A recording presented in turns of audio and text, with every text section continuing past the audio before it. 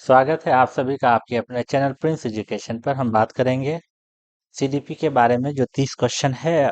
और ये 30 क्वेश्चन बहुत महत्वपूर्ण क्वेश्चन है। आप इसको समझने का कोशिश कीजिएगा। चलिए हम पहले क्वेश्चन की तरफ बढ़ते हैं। पहला क्वेश्चन क्या कहता है? अनेक स्थितियों में विकास के विभिन्न क्षेत्र मानवीय क्षमताओं की व्याख्या करने में परस्पर प्रतिच्छेद करता है, तथापि विकास का कौन सा क्षेत्र प्रत्यक्ष रूप में से बौद्धिक योग्यताओं जैसे कि समस्या समाधान, समालोचनात्मक चिंतन और तार्किकता की स्पष्टता चर्चा करता है? बताइए तो, क्या बात कर रहा है यहाँ पे? समस्या समाधान का और समालोचना चिंतन का और तार्किक का, सीधा सा बात है। आप संज्ञानात्मक पे आंख मूंद के लगाइए। कॉग्निटिव डेवलपमेंट, संज्ञानात्मक विकास की बात करता है। ठीक है, कॉग्निटिव डेवलपमेंट की बात करता है।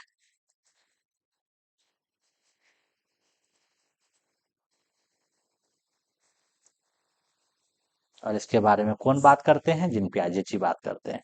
ठीक है, चलिए पहला का ऑप्शन आपका डी सही आंसर है। नेक्स्ट क्वेश्चन, क्वेश्चन नंबर 2 की तरफ बढ़ते हैं। क्वेश्चन नंबर 2 क्या कहता है? विकास। देखिए, विकास खाली जगह से और बढ़ती विकास का जो डायरेक्शन होता है वो क्या होता है, ये बताना हमको। अगर आप बता देखिएगा, विकास का जो डायरेक्शन होता है ना, वो आपका क्या होता है? विशिष्ट से सामान्य की ओर होता है। विशिष्ट से सामान्य की ओर कहने का मतलब है कि स्पेसिफिक से जनरल की ओर होता है। ठीक है, स्पेसिफिक टू जनरल होता है। इसका ये मतलब होता है स्पेसिफिक का, कि बच्चा जो है पहले क्या करता है?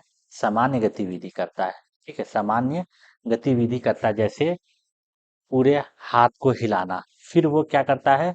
विशिष्ट की तरफ जाता है। ठीक है, विशिष्ट की तरफ क्या करता है? जाता है। जैसे उंगलियों से पेन पकड़ना। विकास क्या होता है कि जनरल टू स्पेसिफिक, है ना?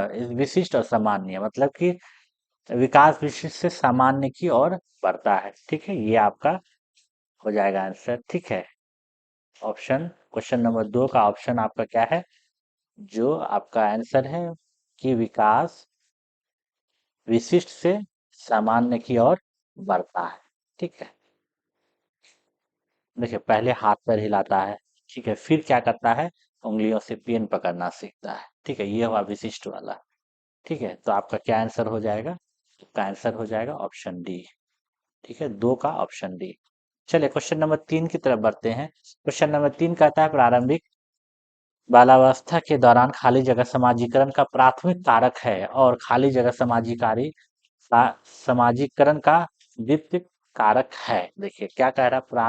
प्रारंभिक बाल्य अवस्था के दौरान, मतलब समाजीकरण का प्राथमिक कारक पूछ रहा है और समाजीकरण करण का द्वितीय कारक है। ठीक है,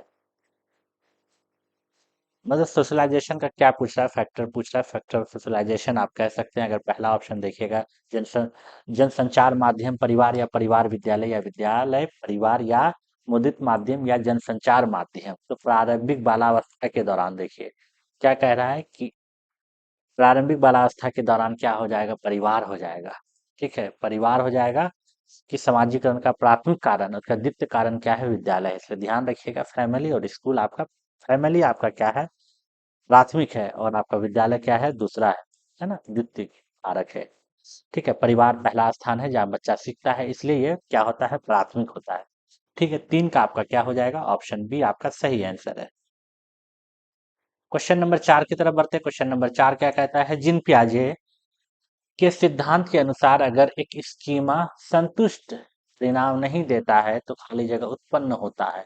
देखिए स्कीमा क्या है कि संरचना, मतलब कि पहले से कोई बात, मतलब आप ये कह सकते हैं कि एक मेंटल स्ट्रक्चर है, कि मतलब कि ज्ञान का मानसिक संरचना है। ठीक है, स्कीमा वहीं पे हम देखते हैं। और इस कहने का मतलब है कि जैसे हम, कुत्ता 4 पैर वाला जानवर होता है, हम जानते हैं। ठीक है, लेकिन एक होता है, उसके बाद एक वर्ड आता है समावेशन। समावेशन क्या होता है? कि नई जानकारी को पुराने ज्ञान में हम जोड़ते हैं। नई जानकारी को पुराने ज्ञान में हम जोड़ते हैं। चार पैर जिसको भी देखेंगे हम सबको क्या कहते हैं? कुत्ता ही कहने लगते हैं।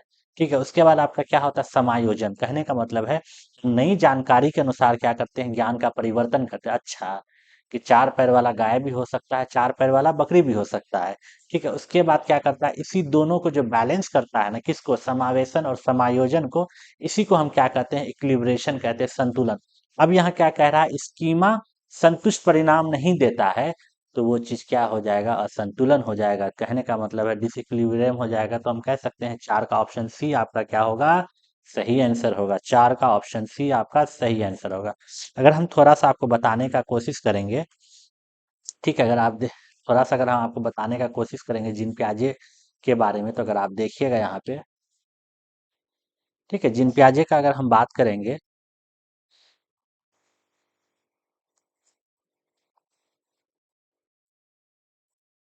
हम तो आपको ये वर्ड समझा ही दिए, ठीक है, कि किसके बारे में, अगर आप स्कीमा की बात कीजिएगा, ठीक है,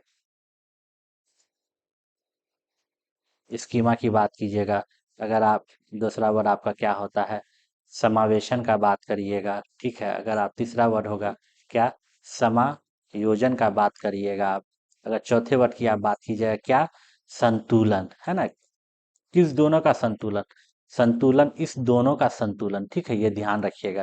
देखिए स्कीमा क्या होता है कि ये क्या है, कि ज्ञान का मानसिक संरचना है, जहाँ पे हम बचपन में क्या कहते हैं, कि चार पैर, मतलब कि सभी चार पैर वाले जानवर को हम क्या कहते हैं, कुत्ता कहते हैं। ठीक है। उसके बाद हम क्या कहते हैं, नई जानकारी को पुराने ज्ञान में क्या करते हैं, ऐड करते हैं, समावेशन। समायोजन में क्या करते हैं, कि हम नई जानकारी के अनुसार क्या करते हैं, अपने ज्ञान में परिवर्तन कहते हैं। जिसको हम चार पैर वाले कुत्ता समझ रहे थे सभी को, तो कुत्ता नहीं है, वो बकरी भी है, गाय भी है। और इसी दोनों को बैलेंस करता है कौन, संतुलन, ठीक है, इक्विलिब्रेशन, इसी दोनों के बीच में। अब देखिए, कॉग्निटिव डेवलपमेंट जो है वो चार स्टेज, चार अवस्था में उसका विकास होता है। अगर आप पहले अवस्था की बात कीजिएगा, ये आपका क्या होता है, संवेदी गतिक अवस्था, ठीक है, और ये आपका क्या होता है, 0 से 2 वर्ष होता है, ठीक। और दूसरा अवस्था होता है आपका क्या होता है, इसी को हम क्या कहते हैं, सेंसरी मोटर स्टेज कहते हैं। और दूसरा अवस्था आपका क्या होता है, पूर्व पूर्व संक्रियात्मक अवस्था, ठीक है। अगर हम इसको हम क्या कहते हैं, कि हम 2 से 7 वर्ष के लिए कहते हैं, ठीक है। इसी को हम क्या कहते हैं, प्री ऑपरेशनल स्टेज कहते हैं। अगर हम तीसरे अवस्था की बात करेंगे, तीसरा अवस्था आपका क्या होता है, तीसरा अवस्था आपका हो जाएगा मूर्त, ठीक है, संक्रियात्मक अवस्था, ठीक है। यह आपका क्या होता है, 7 से 11 वर्ष, ठीक है। और इसी को हम क्या कहते हैं, कंक्रीट ऑपरेशनल स्टेज कहते हैं। अगर आप चौथे स्टेज की बात करिएगा, ये होता है आपको क्या, औपचारिक संक्रियात्मक अवस्था, ठीक है। इसको हम क्या, 12 से प्लस के बच्चों में, है ना, बियॉन्ड। तो इसी को हम क्या कहते हैं, फॉर्मल ऑपरेशनल स्टेज कहते हैं। अब आप ध्यान से सुनिएगा, कि आपका सेंसरी मोटर स्टेज जो होता है ना, इस अवस्था में क्या होता है, बच्चा अपने इंद्रियों और क्रियाओं के माध्यम से सीखता है। कहने मतलब छू के देख के सीखता है ना। तो और इसमें बच्चे के अंदर क्या आता है, ऑब्जेक्ट परमानेंस डेवलप होता है। कहने का मतलब है कि वस्तु स्थायित्व का विकास होता है। किस में ये टर्म की टर्म है, इससे क्वेश्चन आता है कि ऑब्जेक्ट परमानेंस किस अवस्था में डेवलप होता है। तो हम कह सकते हैं ऑब्जेक्ट परमानेंस जो है वो संवेदी गतिक अवस्था, कहने का मतलब है सेंसरी मोटर स्टेज में क्या होता है, डेवलप होता है, ठीक है।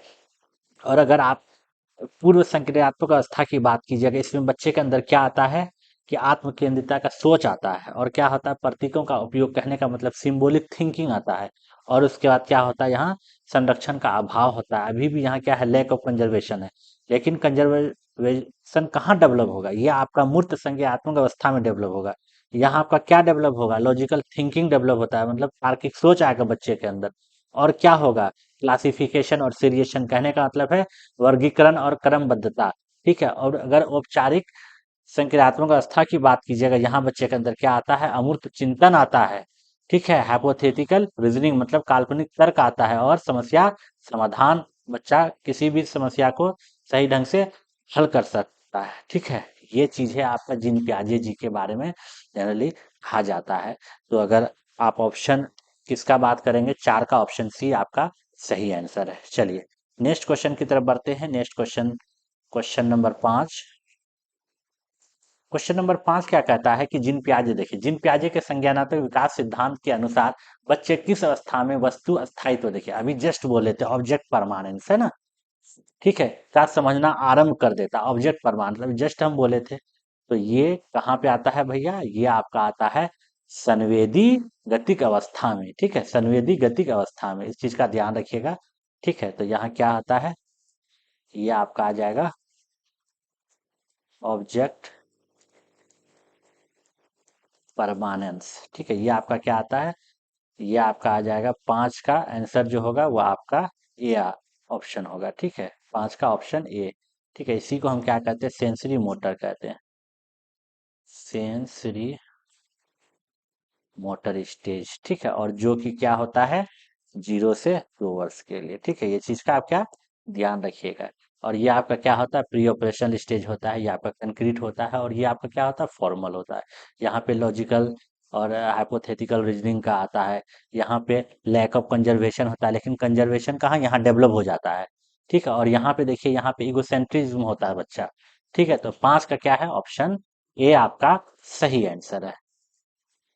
नेक्स्ट क्वेश्चन, क्वेश्चन नंबर 6 की तरफ बढ़ते हैं। क्वेश्चन नंबर 6 क्या कहता है, रमन के सम्मुख हेंज की दुविधा प्रस्तुत करता है। ठीक है, उनके प्रतिक्रिया व्यक्त की कि हेंज को पैसा नहीं चुराना चाहिए था। देखिए क्या कह रहा है कि हेंज को पैसा नहीं चुराना चाहिए क्योंकि चोरी करना क्या है, अपराध है, और ऐसा करने से समाज की अव्यवस्था पैदा होगी। वर्तमान में रमन नैतिक विकास के किस अवस्था में है? अगर आप कोहलबर्ग का बात कीजिएगा, ठीक है, कोहलबर्ग का अगर बात कीजिएगा, जो एक आपको क्या दिया गया है, हेंज का जो दुविधा था कि हेंज को पैसा नहीं चुराना चाहिए था क्योंकि चोरी करना क्या है, अपराध है, और ऐसा करने से क्या होता है, समाज में अव्यवस्था पैदा होगी।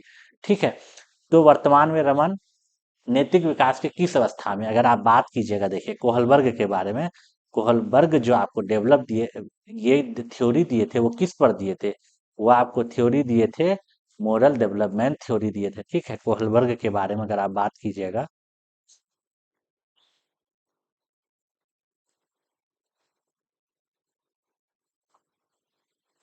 ठीक है, ये जो आपको थ्योरी दिए थे, ये थ्योरी आप क्या दिए थे, नैतिक विकास का,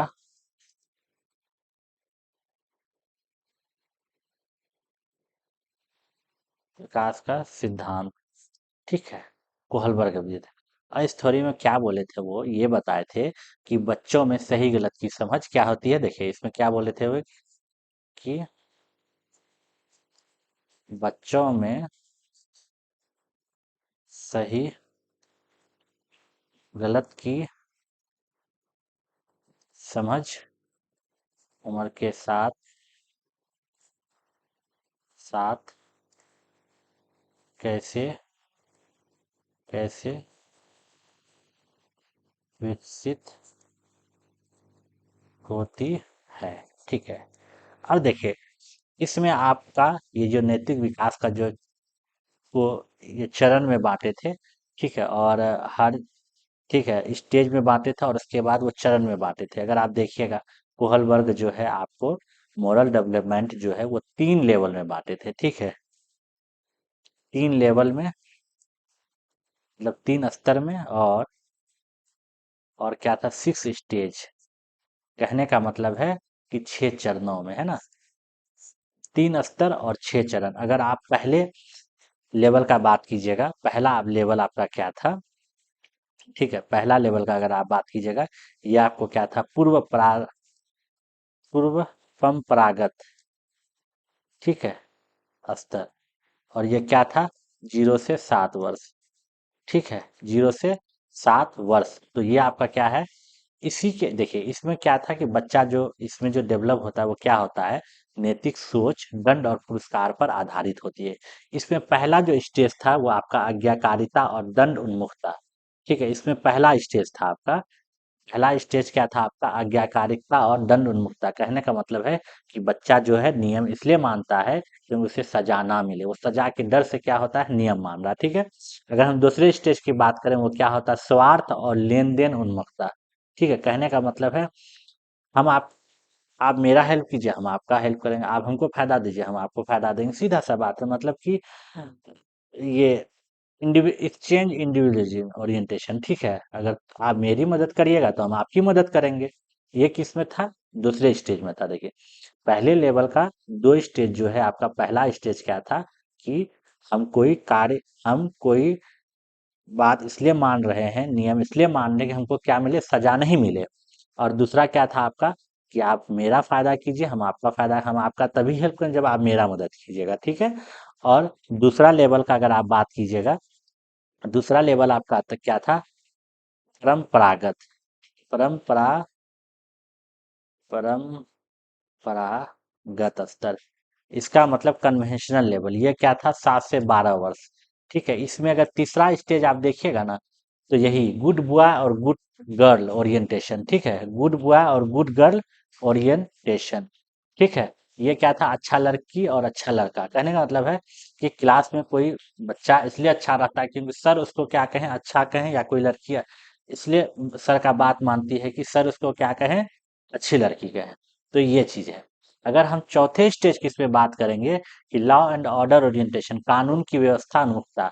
ठीक है, कहने का मतलब है कानून और नियमों का पालन जरूरी है ताकि व्यवस्था बनी रहे। तो अभी जो क्वेश्चन था उसका आंसर क्या होगा, वो यही होगा। ठीक है, कानून और व्यवस्था उन्मुखता। ठीक है, और हम अगर तीसरे लेवल की बात करेंगे, देखिए तीसरे लेवल की अगर हम बात करेंगे, ये क्या था आपका, उत्तर परंपरागत स्तर। ठीक है, इसको हम क्या कहते हैं, पोस्ट कन्वेंशनल, जो कि 12 प्लस ईयर से एभव है ना। तो इसमें क्या था कि पांचवा स्टेज अगर देखेंगे, क्या होता है, सामाजिक अनुबंध उन्मुखता। कहने का मतलब है कानून समाज की भलाई के लिए होते हैं और जरूरत पड़ने पर बदले जा सकते हैं। और छठा स्टेज इसमें क्या था कि आपका सार्वभौमिक नैतिक सिद्धांत। कहने का मतलब है कि नैतिक निर्णय सार्वभौमिक मूल्य जैसे न्याय और समानता पर क्या होते हैं, आधारित होते हैं। कहने का मतलब है ये चीज है। ठीक है, आपका ये 6 स्टेज था, 3 आपका लेवल था, ध्यान रखिएगा। और जो भी क्वेश्चन पूछा था, कहने का मतलब है कि हेंज को चोरी नहीं करना चाहिए था, इसलिए नहीं करना चाहिए था क्योंकि इससे क्या होता है कि आपका कि समाज का कानून समाज की भलाई के लिए, अगर इसको हर लोग तोड़ेगा तो फिर क्या है, फिर कानून बना ही किस लिए है, इस वजह से। ठीक है, तो ये आपका जो आंसर हो जाएगा वो क्या हो जाएगा आपका, लॉ एंड ऑर्डर ओरिएंटेशन। कहने का मतलब है कानून का नियम करना चाहिए, है ना, नियम नहीं तोड़ना चाहिए। नियम मानने से क्या होता है, व्यवस्था क्या रहता है, समाज का बना रहता है। ठीक है, तो ये चीज था आपका। यहाँ पे अगर आप देखिएगा वही थी, ऐसा समाज देखिए, क्योंकि चोरी करना अपराध है, ऐसा करने से समाज में क्या होती है, अव्यवस्था पैदा होती है ना। वर्तमान में रमन नैतिक विकास की किस अवस्था में था, तो अगर आप देखिएगा, ये आपका क्या हो जाएगा, कानून एवं व्यवस्था अभिविन्यास, मतलब लॉ एंड ऑर्डर ओरिएंटेशन में था। ठीक है, ये चीज है। इसमें क्या है ना, इसमें बस यही जोर देता है कि सामाजिक नियम और व्यवस्था को बनाए रखने पर जोर देता है लॉ एंड ऑर्डर में। ठीक है, 6 का क्या हो जाएगा आपका, ऑप्शन डी आपका सही आंसर है। चलिए नेक्स्ट क्वेश्चन की तरफ बढ़ते हैं, क्वेश्चन नंबर 7 की तरफ। क्वेश्चन नंबर 7 क्या कहता है, ले वाइगोस्की के विचारों के अनुसार निम्न से कौन सा कथन सही है। देखिए, वाइगोस्की की अगर बात कीजिएगा, भैया वाइगोस्की जो आपका दिए थे ना, ठीक है, वैगोस्की जो आपका दिए थे वो किस पर बात किए थे, सोशियो कल्चरल थ्योरी दिए थे। कहने का मतलब है कि सामाजिक सांस्कृतिक संज्ञानात्मक विकास सिद्धांत दिए थे। और वैगोस्की के अनुसार क्या होता है कि सीखना समाज भाषा और संस्कृति के माध्यम से होता है। ठीक है, जो सीखना होता है वो क्या होता है, समाज भाषा और संस्कृति के माध्यम से होता है वैगोस्की के अनुसार। और ये जनरल जो बात किए थे आपका सोशियो कल्चर थ्योरी में, अगर आप देखिएगा, ये आपका जेडपीडी, ठीक है, जॉन ऑफ प्रोक्सिमल डेवलपमेंट, ये आपका क्या था कि जेडपीजी जो जेडपीजी जो था वो बच्चा अकेला कर सकता है, वो काम जो उस स्तर में जब बच्चा होता है।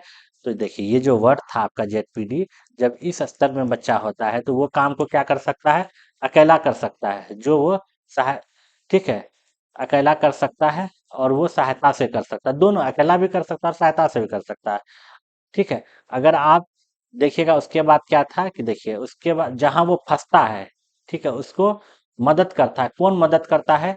एमक्यू, मोर नॉलेजेबल अदर्स, ठीक है, चाहे वो आपका माँ बाप हो सकता है, चाहे वो आपका टीचर हो सकता है, चाहे वो आपका सहपाठी भी हो सकता है, कोई भी मदद कर सकता है जो आपसे अधिक जानकार है, ठीक है, वो आपको मदद करता है। उसी को हम क्या कहते हैं? स्केप फोल्डिंग, मतलब सहारा देना। सहारा कौन देता है? वो टेम्पोररी सपोर्ट होता है, बस वो कहीं पे फंसा है, हम उसको हल्का सा हिंट दे रहे हैं, ठीक है, तो वो उसी चीज को हम क्या कहते हैं? स्केप फोल्डिंग कहते हैं, ठीक है, सहारा देना मतलब स्केप फोल्डिंग, सहारा देना। और इसको सहारा कौन देता है? इसको सहारा देता है एमक्यू, ठीक है, मोर नॉलेजेबल अदर्स, ठीक है, ये चीज क्या है? आप ये स्केप फोल्डिंग जो होता है, ये अस्थाई सहायता होता है, बस इस चीज का ध्यान रखिए। ये स्केप फोल्डिंग जो होता है, ये क्या होता है? अस्थाई, ठीक है, सहायता देना, है ना, ये चीज ध्यान रखिएगा, ठीक है। तब इस क्वेश्चन की तरफ अगर हम बढ़ते हैं कि वैगोस्की विचार निम्न में से कौन सा कथन सही है, तो अगर आप देखिएगा, देखिए यहाँ पे सांस्कृतिक उपकरण अधिगम की प्रक्रिया में योगदान देते हैं ना, सोशल कल्चरल बोलता है ना, उसी पर क्या करते हैं? ये योगदान देते हैं। तो आपका क्या हो जाएगा? सात का ऑप्शन डी जो है आपका सही आंसर हो जाएगा। क्वेश्चन नंबर हम बढ़ते हैं आठ की तरफ। आठ क्या कहता है? वैगोस्की के अनुसार शिक्षण अधिगम में निम्न में से कौन सी विधि अधिगम की समुन्नत करती है, ठीक है, कौन सा क्या है? कोलेबरेटिव लर्निंग है। अगर आप बात कीजिएगा इसमें, अगर आप देखिएगा निष्कर्ष या अनुकरण या सहभागी अधिगम या व्याख्यानात्मक व्याख्यात्मक शिक्षण या उद्दीपन प्रतिक्रिया अनुकूलन, तो ये आपका क्या हो जाएगा? कि सहभागी अधिगम मतलब कोलरेटिव क्या हो जाएगा? लर्निंग हो जाएगा, ठीक है। तो आंसर क्या हो जाएगा आपका? वेगास्की के अनुसार शिक्षण अधिगम के निम्न से कौन सी विधि अधिगम की समुन्नत करती है, ठीक है, तो ये कौन सा करता है? आपका सहभागी अधिगम, कहने का मतलब है कोलेबोरेटिव लर्निंग। तो इसको हम कह सकते हैं कि ये कि वैगोस्की ने जो ये दिया था पीयर ट्यूटरिंग और ग्रुप में सीखने का पर क्या क्या था? बल दिया था, ठीक है। तो आठ का ऑप्शन डी बी आपका क्या हो जाएगा? सही आंसर हो जाएगा, ठीक है, वैगोस्की जोर दिए थे, ठीक है, इस पर सहभागी अधिगम पर। तो आठ का ऑप्शन बी। नौ का क्या कहता है? बाल केंद्रित शिक्षा किसकी अनुशंसा करती है? बाल केंद्रित मतलब चाइल्ड सेंटर्ड एजुकेशन जो है वो किसकी अनुशंसा करती है? मानकीकृत पाठ्य चर्चा चर्या की, या पुस्तक पुरस्कार और दंड का प्रयोग, या व्यक्तित्व भिन्नताओं पर ध्यान देना, या योग्यता के सत्तावादी मत का विकास करना। अगर आप देखिएगा ना तो व्यक्तित्व भिन्नताओं पर ध्यान देना मतलब, तो आपका क्या हो जाएगा? ऑप्शन सी जो है आपका सही आंसर हो जाएगा। कहने का मतलब है हर बच्चा क्या होता है? अलग होता है, इसलिए शिक्षण विधियां भी क्या होनी चाहिए? अलग होनी चाहिए। तो नौ का क्या हो जाएगा? ऑप्शन सी आपका सही आंसर हो जाएगा। नेक्स्ट क्वेश्चन की तरफ बढ़ते हैं, क्वेश्चन नंबर 10 की तरफ। क्वेश्चन नंबर अगर 10 को देखिएगा, यहाँ बात हो रहा है कि हावर्ड गार्डनर के बुद्धि के सिद्धांत के अनुसार, बुद्धि देखिए, बुद्धि के सिद्धांत के अनुसार बुद्धि ये सभी बच्चों की एक समान स्तर होते हैं या एक समान योग्यता है जिसका कोई जैविक आधार नहीं है, जन्म से ही स्थिर है, इस पर परिवेश प्रक्रिया कारकों का कोई प्रभाव नहीं पड़ता, या कई प्रकार के होते व्यक्ति के पास विभिन्न प्रकार की बुद्धियों के विभिन्न स्तर होते। सही बात है, मल्टीपल इंटेलिजेंस हार्वर्ड गार्डनर इसी का तो बात किए थे, ठीक है, किसका बात किए थे वो? मल्टीपल इंटेलिजेंस का बात किए थे। और जो है बुद्धि वो कितने प्रकार का होता है आपका? वो आपका हो जाता है 8 प्रकार का। अगर आप बात कीजिएगा कौन कौन सा प्रकार होता है, देखिए, अगर आप देखिएगा आपका जो प्रकार होता है, ठीक है, ये आपका जो हो जाता है 8 प्रकार का। सबसे पहला क्या होता है आपका? लिंग्विस्टिक इंटेलिजेंस, है ना, भाषाई बुद्धि हो जाता है। उसके बाद आपका तार्किक गणितीय बुद्धि हो जाता है, स्पेशियल बुद्धि स्थानिक बुद्धि हो जाता है, शारीरिक गतिविधि काइनेस्टिक बुद्धि इंटेलिजेंस हो जाता है, संगीतीय बुद्धि होता है, और इंटरपर्सनल इंटेलिजेंस मतलब हम दूसरों को समझ पाए। और इंट्रापर्सनल क्या होता है? हम अपने आप को कहना, अपने विचारों और भावनाओं को समझने की क्षमता रहे, है ना, ये हो जाता है इंट्रापर्सनल। और इंटरपर्सनल दूसरों को समझे, ठीक है। और नेचुरलिस्टिक इंटेलिजेंस हो जाता है, कहने का मतलब प्राकृतिक पौधों और जीवों की क्या हो? पहचानने की क्षमता हो। तो इसलिए यहाँ पे आंसर आपका क्या हो जाएगा? मल्टीपल इंटेलिजेंस, कई प्रकार की होती है, व्यक्ति के पास विभिन्न प्रकार की बुद्धि के विभिन्न स्तर होते हैं, ठीक है। तो ये आपका आंसर हो जाएगा 10 का आपका D. Next question, question number 11 की तरफ बढ़ते। क्वेश्चन नंबर 11 क्या कहता है आपका, एसर्शन और रीजन का क्वेश्चन दिया हुआ है। अभिकथन कहता है अधिगम का सामाजिक रचनावादी सिद्धांत अधिगम प्रक्रिया को सहज सुगम बनाने के लिए कक्षा में मुद्रित परिवेश की सर्जन पर बल देता है। देखिए ये आपका सही है, ठीक है, ये आपका क्या है, सही है, जो आपका एसर्शन दिया हुआ है, ठीक है। क्योंकि उसके बाद जो अगर भाषा देखिए कारण देखिएगा, भाषा विकास में विद्यालय में परिवेश की कोई भूमिका नहीं है, भाषा विकास पूरी तरह से जैविकीय प्रक्रिया पर निर्भर करता है। ठीक है, ऐसा थोड़े है कि स्कूल में लैंग्वेज का कोई रोल नहीं होता है। हाँ, school has no role in language development, क्या मतलब भाषा का विकास मतलब स्कूल में का कोई भूमिका नहीं होता है, गलत है ये। होता है भूमिका विकास का, ठीक है, स्कूल का भूमिका होता है भाषा के विकास में।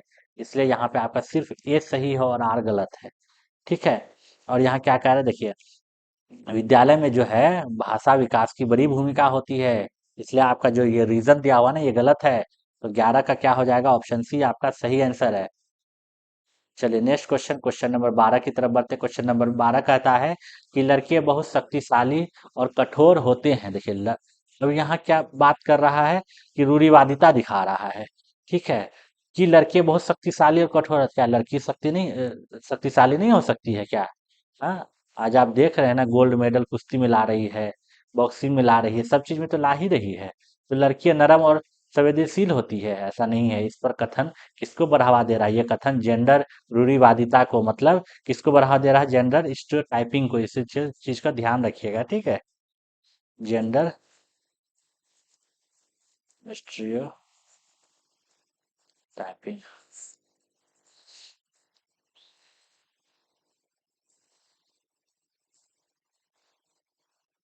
क्वेश्चन नंबर 13 की तरफ बढ़ते हैं। क्वेश्चन नंबर 13 कहता है बच्चों की स्वीकृत अधिगम शैलियों में व्यक्तित्व भिन्नताओं को किस प्रकार से संबोधित नहीं किया जाना चाहिए, उन्हें बहुविधिक तरीकों से जानकारियां प्रस्तुत करके, या उन्हें बहुविध तरीकों से जानकारियां पर काम करने के अवसर देकर, या उन्हें बहुविध तरीकों से काम में शामिल होने के अवसर देकर, या उनका बहुविध तरीकों से नामीकरण व पृथकीकरण करके। देखिए संबोधित नहीं किया जाना चाहिए किसको, कि अधिगम शैलियों में व्यक्तित्व भिन्नताओं को किस प्रकार से संबोधित नहीं किया जाना चाहिए।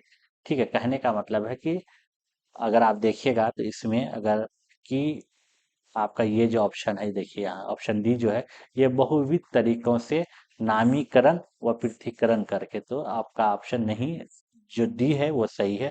कि बच्चों को लेबल करना या अलग करना उसके विकास के लिए क्या होता है, हानिकारक होता है। जो वर्ड दिया ना लेबलिंग, बच्चों में आप लेबल नहीं कर सकते, ये गलत बात है, ठीक है।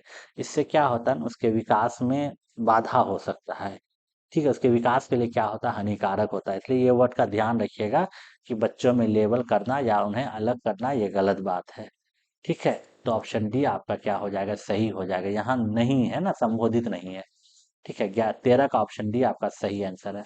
चलिए क्वेश्चन नंबर 14 की तरफ बढ़ते हैं। कह रहा है कि आकलन करने का मुख्य कारण क्या होता है, असेसमेंट जो करते हैं इसका पर्पस क्या होता है।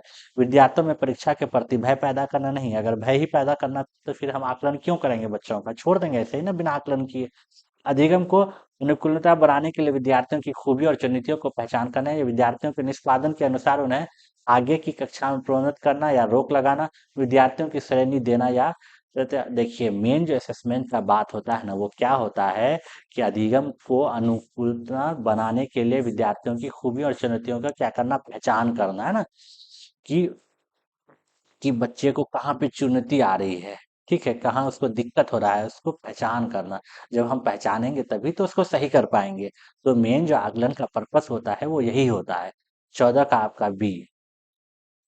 चलिए क्वेश्चन नंबर 15 की तरफ बढ़ते। क्वेश्चन नंबर 15 कहता है आप अपने विद्यार्थियों को समालोचनात्मक चिंतन को समुन्नत करना चाहते हैं, ऐसा करने के लिए आप निम्न में से किन कौशलों का संवर्धन करना चाहेंगे। देखिए समालोचनात्मक चिंतन, क्रिटिकल थिंकिंग का बात कर रहा है यहाँ पे, ठीक है, यहाँ पे किसका बात कर रहा है, क्रिटिकल थिंकिंग का बात कर रहा था। अभिसारी चिंतन या कंठस्थीकरण या स्वचिंतन या निष्कर्ष या निकरण, तो ये क्या होता है, स्वचिंतन मतलब सेल्फ क्रिटिकल थिंकिंग किसको दिखाता है, वो सधन का संवर्धन करना चाहेंगे, वो स्वचिंतन होता है, मतलब सेल्फ रिफ्लेक्शन। ठीक है, तो आपका क्या हो जाएगा, 15 का आपका ऑप्शन सी जो है वो आपका सही आंसर हो जाएगा।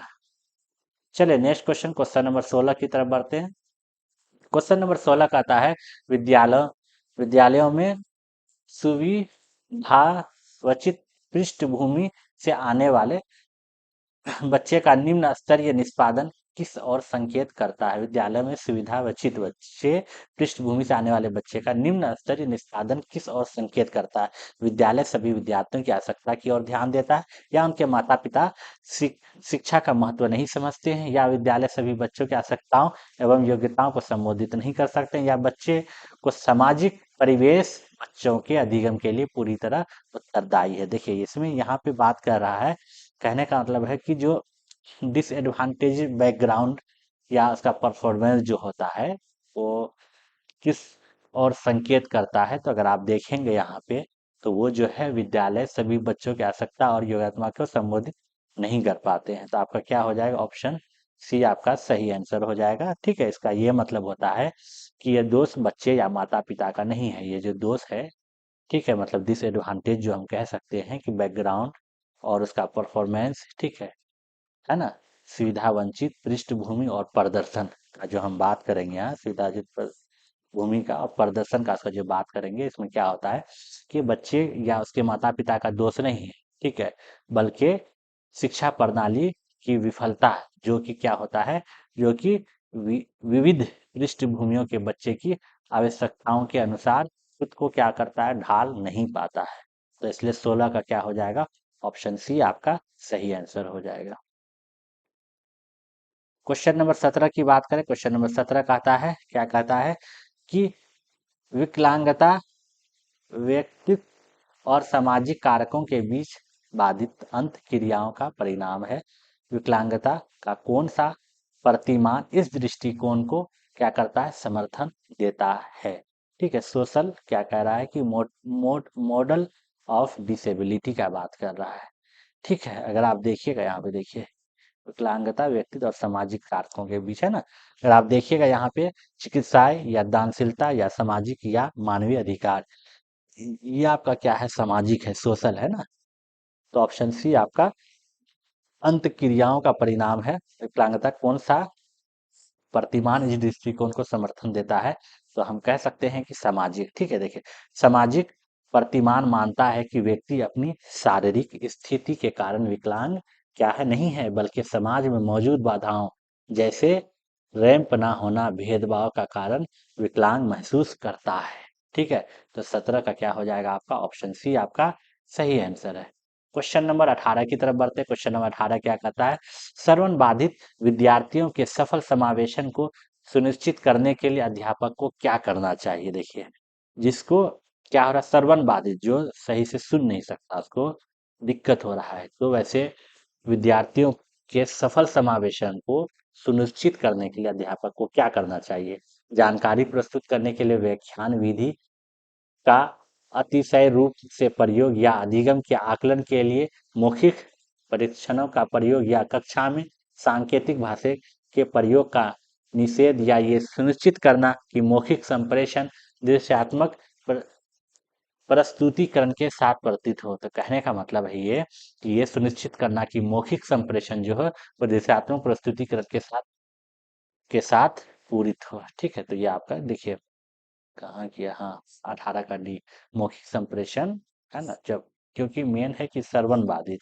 ठीक है, इसलिए ध्यान रखिएगा। तो ऑप्शन डी कहने का मतलब है कि क्या है ना, श्रवण बाधित का मतलब है जिसे सुनने में कठिनाई है, उनके लिए क्या करना है हमको, कि देखिए मौखिक संप्रेषण के साथ दृश्य प्रस्तुतिकरण के साथ पूरित करें। कहने का मतलब है कि उनके लिए हम क्या करेंगे, चित्र, वीडियो और सांकेतिक भाषा, ठीक है, उसके लिए उसके सीखने के लिए क्या करता है, आसान बनाता है। किसके लिए, जिसको सुनाई नहीं देता, श्रवण बाधित जो बच्चा है।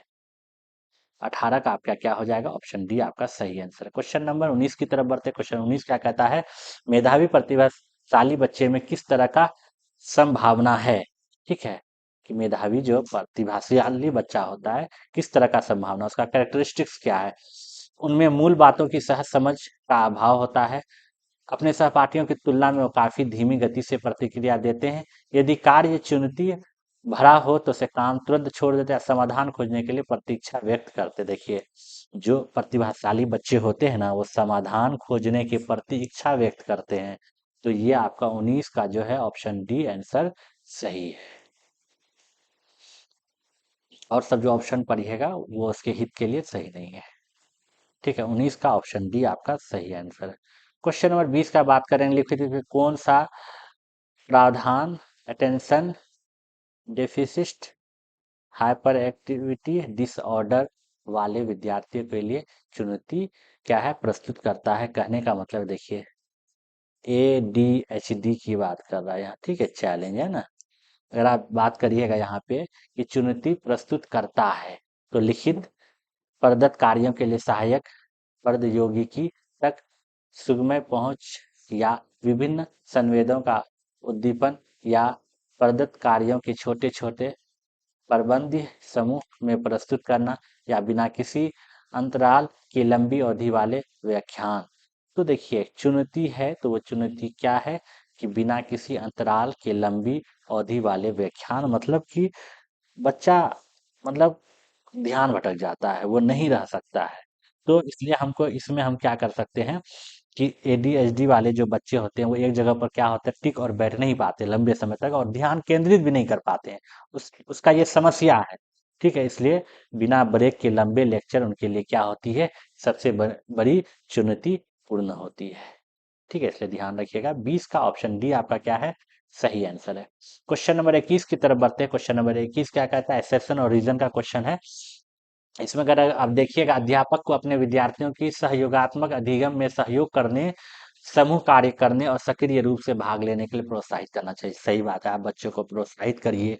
किसके लिए कि उसको ये कि आप समूह कार्य करने के लिए और सक्रिय रूप से भाग लेने के लिए, है ना। और उसके बाद आप देखिएगा, ये आपका सही है, अधिगम एवं सामाजिक गतिविधि है और विद्यार्थियों को सामूहिक रूप से ज्ञान सर्जन करना चाहिए, और ये भी सही है। और आर जो है ए का सही व्याख्या करता है, तो हम कह सकते हैं कि ऑप्शन ए जो है वो सही हो। देखिए क्या होता है ना, कि समूह में काम करने से क्या होता है, बच्चा जो है एक दूसरे से सीखता है, उसी को हम पीर लर्निंग कहते हैं। और उससे क्या होता है, बच्चे में ज्ञान का निर्माण होता है और उसको मदद मिलता है। ठीक है, तो 21 का क्या हो जाएगा, ऑप्शन ए आपका सही आंसर है। चलिए नेक्स्ट क्वेश्चन की तरफ बढ़ते हैं। Question number 22। क्वेश्चन नंबर 22 कहता है, शिक्षण अधिगम में निम्न में से कौन सी विधि ज्ञान के सर्जन में विद्यार्थियों की सक्रिय भूमिका को महत्व नहीं देता। देखिए, महत्व नहीं देता है ना, महत्व नहीं देता है। किसका, निष्कर्ष अधिगम विधि, मतलब कि passive learning method. Passive, active की बात नहीं कर रहा है यहाँ ठीक है, पेसिव की बात कर रहा है, निष्कर्ष ये। ठीक है, तो आप बात कीजिएगा यहाँ पे। ठीक है, यहाँ देखिए एक्टिव, यहाँ देखिए, यहाँ पे जो कह रहा है, यहाँ देखिए, यहाँ का देखिएगा कि शिक्षा अधिकार निम्न में से कौन सा विधि ज्ञान के सृजन के सक्रिय एक्टिव भूमिका नहीं है, को महत्व नहीं देता। ठीक है, एक्टिव, ठीक है, एक्टिव रोल है ना, एक्टिव रोल और वो महत्व नहीं देती है। तो व्यवहार अनुकूलन या सहपाठी सहपाठी सहभागिता या अन्वेषण अधिगम या पारस्परिक शिक्षण, तो ये क्या होता है, व्यवहार अनुकूलन। तो कह सकते हैं कि ऑप्शन ए जो आपका सही आंसर होगा। इसका बात क्या कर रहे हैं, बेसिक लर्निंग मेथड का बात कर रहे हैं। ठीक है, निष्कर्ष या अधिगम विधि है ना, ये होता है।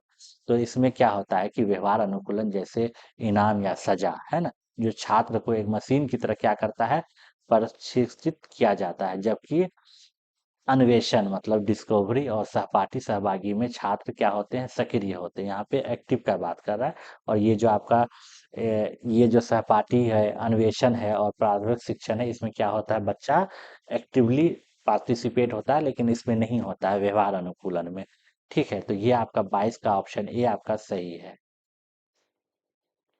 चलिए नेक्स्ट क्वेश्चन की बात करते हैं। क्वेश्चन नंबर 23 की बात करते हैं।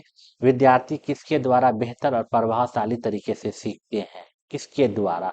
ठीक है, निष्कर्ष या अनुकरण के द्वारा, या पुरस्कार और दंड के द्वारा, या जिज्ञासा और अन्वेषण के द्वारा। बच्चा जो सीखता है ना भैया, यहाँ बेहतर और प्रभावशाली की बात कर रहा है, तो ये आपका जो होता है ना, वो जिज्ञासा, क्यूरियोसिटी अंदर रहेगा तभी तो किसी चीजों को सीखेगा, या एक्सप्लोरेशन अन्वेषण। तो आपका क्या हो जाएगा, 23 का आपका ऑप्शन सी जो है वो सही आंसर है। नेक्स्ट क्वेश्चन, क्वेश्चन नंबर 24 की तरफ बढ़ते हैं। 24 क्या कहता है कि निम्न में से कौन सा विद्यार्थी के समस्या समाधान कौशलों के विकास में बाधक, देखिए समस्या समाधान है ना, समस्या समाधान कौशलों के विकास में बाधक है, रुकावट है, बैरियर है। ठीक है, वो क्या होता है आपका, अनुरूपक चिंतन या प्रक्रियात्मक स्थिरता या बहुविध तरीकों से प्रश्न की प्रस्तुतिकरण या प्रासंगिक सूचनाओं पर केंद्रित होना। देखिए विकास में बाधक है, बैरियर है प्रॉब्लम सॉल्विंग में। अगर आप देखिएगा इसमें पहला ऑप्शन क्या हो जाएगा कि अनुक्रिया चिंतन या प्रक्रियात्मक स्थिरता, मतलब आपका ऑप्शन बी जो है वो सही आंसर है आपका। ठीक है, बाधक है ये। ठीक है, ऑप्शन बी, 24 का ऑप्शन बी। इसका ये मतलब होता है ना कि किसी वस्तु का उपयोग केवल एक ही क्या कर सकते हैं, एक ही प्रारंभिक तरीके से सोचना, ये रचनात्मक सोच को क्या करता है, रोकता है ना, रचनात्मक सोच से क्या करता है, रोकता है।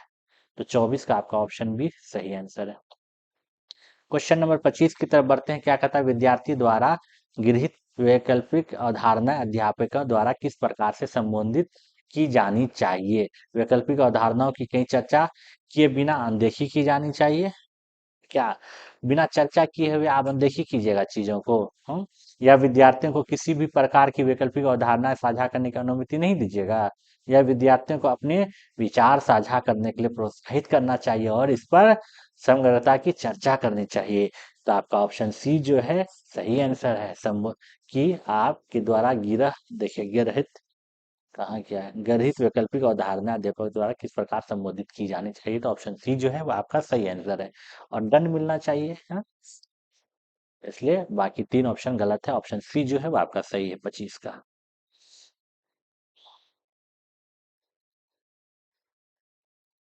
क्वेश्चन नंबर 26 की तरफ बढ़ते हैं। क्वेश्चन नंबर 26 क्या कहता है, निम्नलिखित में से कौन सा बाह्य अभिप्रेरणा का उदाहरण है। ठीक है, बाह्य अभिप्रेरणा मतलब एक्सट्रिंसिक मोटिवेशन जो होता है ना, उसका उदाहरण कौन सा है। जिज्ञासा को संतुष्ट करने के लिए अधिगम, या समझ को समुन्नत करने के लिए अधिगम, या नगद पुरस्कार पाने के लिए अधिगम, या किसी कौशल में सल में निपुणता प्राप्त करने का अधिगम। तो देखिए क्या कह रहा है, बाह्य मतलब वो क्या हो जाता है, नगद पुरस्कार है ना, एक्सट्रिंसिक मोटिवेशन का बात कर रहा है ना, तो क्या हो जाएगा, नगद पुरस्कार पाने के लिए अधिगम। ठीक है, कहने का मतलब है जब सीखने के उद्देश्य आनंद या समझ के बजाय क्या हो, कोई बाहरी इनाम हो, है ना, एक्सट्रिंसिक मोटिवेशन जैसे पैसा या ग्रेड हो, तो उसी को हम क्या कहते हैं, बाह्य अभिप्रेरणा कहते हैं। ठीक है, तो 26 का ऑप्शन सी।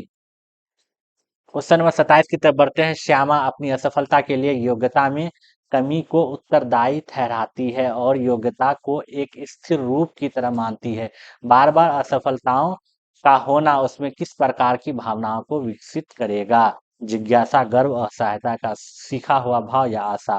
कहने का मतलब देखिए कि असफलता के लिए योग्यता की कमी को उत्तरदायी ठहराती है ना, कौन, सायमा। योग्यता के एक स्थिर रूप की तरह मानती है वो। ठीक है, अपनी योग्यता को एक स्थिर रूप की तरह मानती। बार बार असफलताओं का होना किस प्रकार की भावनाओं का विकास आखिर करेगा, है ना, तो आप जो विकास करेगा वो असहायता की सीखा हुआ भाव। ठीक है, ये हो जाएगा, वो हेल्पलेस हो जाएगा इसमें ना। अब बच्चा ये मान लेता है कि वो चाहे कितनी भी कोशिश कर ले इसमें, ठीक है, वो सफल नहीं हो सकता है क्योंकि उसमें काबिलियत नहीं है, और वो प्रयास करना क्या कर देता है, छोड़ देता है। ठीक है, इसलिए हेल्पलेस फील करता है। 27 का ऑप्शन सी आपका क्या है, सही आंसर है। क्वेश्चन नंबर 28 की तरफ बढ़ते हैं। 28 क्या कहता है, आप अपने विद्यार्थियों को कुछ जानकारी याद करवाना चाहते हैं, इस उद्देश्य के लिए आप किस युक्ति से बचना चाहते हैं। कुछ याद कराना चाहते हैं तो आप किस युक्ति से बचना चाहेंगे। आप उन्हें निस उन्हें आप निष्क्रिय रूप से कई बार दोहराने के लिए कहेंगे, या उनके पूर्व ज्ञान से संबंधता जोड़ेंगे, ज्ञान के वास्तविक जीवन की समस्याओं पर लागू करने का अवसर देंगे, या उस अवधारणा हेतु उदाहरण और गैर उदाहरण प्रस्तुत करेंगे। देखिए यहाँ कई बार दोहराने के लिए कहेंगे नहीं कह सकते हैं। 28 का ऑप्शन भी ये क्या हो जाता है, पेसिव रिपीटेशन। ठीक है, या रोट मेमोराइजेशन में आ जाएगा, ये बार बार दोहराना रोट मेमोराइजेशन। ठीक है, तो नहीं कह सकते हम बच्चों को रखने के लिए। ठीक है, तो आपका ये 28 का यहाँ पेसिव की बात होगी ना, देखिए पेसिव रूप से कई बार दोहराने के लिए कहेंगे। ठीक है, ये नहीं है, इससे क्या करना चाहिए, बचना चाहेंगे, है ना। तो 28 का क्या है, ऑप्शन ए आपका सही आंसर है। चलिए क्वेश्चन नंबर 29 की तरफ बढ़ते। क्वेश्चन 29 क्या कहता है कि निम्नलिखित में से कौन सा व्यक्तिगत कारक है जो अधिगम को प्रभावित करता है। कौन सा व्यक्तिगत कारक है? ठीक है। और जो अधिगम को क्या करता है? प्रभावित करता है ना? तो स्कूली वातावरण या आनुवंशिकता या सांस्कृतिक संदर्भ या अध्यापिका का शिक्षा शास्त्र। तो 29 का आपका हो जाएगा, देखिए प्रभावित करता है तो वो आनुवंशिकता मतलब हेरिडेटी। ठीक है, इसका मतलब क्या होता है? स्कूल का माहौल या सांस्कृतिक बाहरी कारक है, जबकि आनुवंशिकता और परिपक्वता क्या है? व्यक्तित्व के अपने क्या हो सकते हैं? निजी कारक है। तो इस चीज का व्यक्तिगत निजी की बात कर रहा ना ये, व्यक्तिगत निजी कारक वो क्या हो जाता है आपका? आनुवंशिकता और परि परिपक्वता। परिपक्वता। ठीक है, ये क्या होता है? व्यक्तिगत कारण या निजी कारण होता है व्यक्ति का। ठीक है, तो 29 का ऑप्शन सी आपका क्या हो जाएगा? सही आंसर हो जाएगा। चलिए क्वेश्चन नंबर 30 की तरफ बढ़ते हैं। क्वेश्चन नंबर 30 क्या कहता है? अधिगम किसके द्वारा नकारात्मक रूप से प्रभावित होता है? अधिगम, ठीक है, किसके द्वारा नकारात्मक मतलब निगेटिव है ना?